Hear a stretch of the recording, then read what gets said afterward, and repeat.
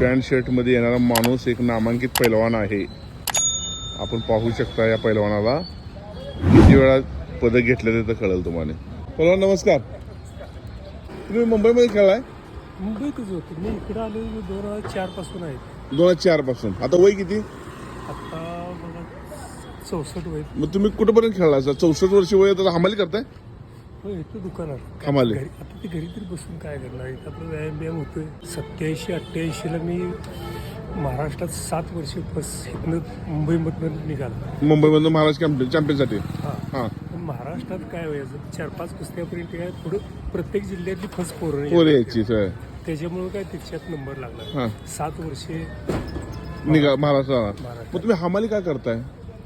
काय करणार बसून घरी. आता महाराष्ट्रात तुम्हाला मानधन मिळालं का? त्यावेळी 1 वर्षासाठी असते ते मला. किती रुपये मिळायचं?